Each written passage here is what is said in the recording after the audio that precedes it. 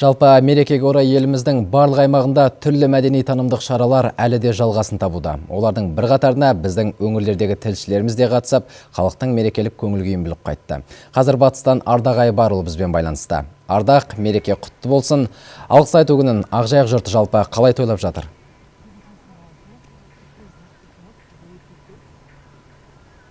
Рахмет, Бауыржан. Көктемнің алғашқы күні елімізде міне осындай айтулы мерекемен басталды.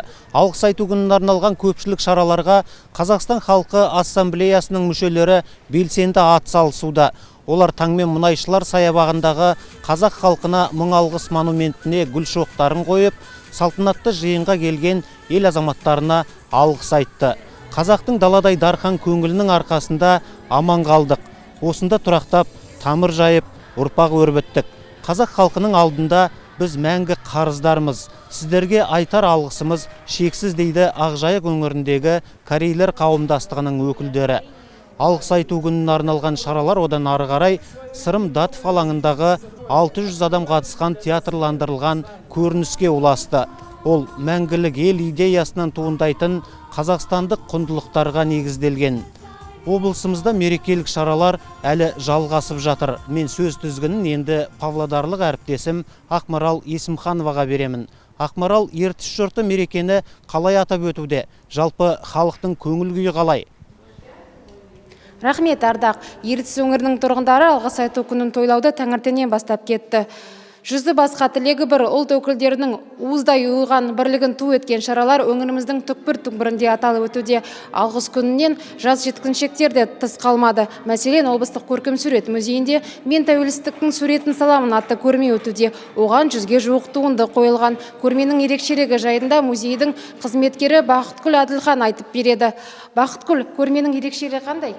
Бүгінгі күнгі көрменің ерекшелігі ол көркем сурет мектептерін және де жас балабақша бүлдіршіндерінің осы тәуелсіз елді өз көздерімен, өз қиялдарымен көруі, ашық жарқын қызылды жасылды түстерді пайдаланып, осындай таң-тамаша суреттер ұсынып отыруы ол ерекшелік болып саналады. Рахмет, Бақытгүл. Осы тектес шаралар ертіс өңірінде кешке дейін жалғасын табады. Мемлекеттік мекемелерде қайырымдылық шаралары мен концерттер ұйымдастырылса, қалалық мәдениет сарайында үлкен гала-концерт өтеді. Оған 40-қа жуық этномәдениет бірлестіктерінің өкілдері қатысады. Ал мен сөз кезегін семейлік әріптесім Болат Көкенайұлына беремін. Болат, шығыс жұрты алғыс айту күнін қалай мерекелеуде?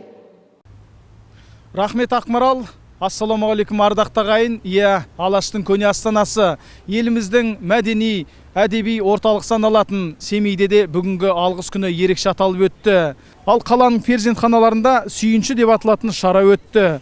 Осы күні дүниеге келген сәбилерге қаланың белсенді азаматтары сый-сияпат жасап, аналарды арнайы құттықтады.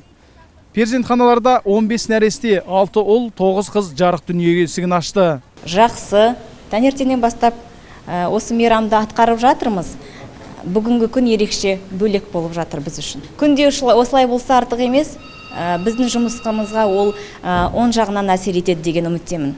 Бұл сәбилерге ата-аналардың кейбіреулері Рахметбек, Алғыспай, немесе Достық сияқты есімдерді береміз деп жатты. Қалай десек те, еліміз тәуелсіздігінің 25 жылдығында алғыс айту күнінде дүниеге келген сәбилердің болашағы жарқын болатынына сенімдіміз. Бізде мереке осылайша керемет жағдайда өтті. Сөз кезегі өздеріңізде. Астана. Рахмет, Болат. Сізді де мерекеңізбен құттықтаймыз.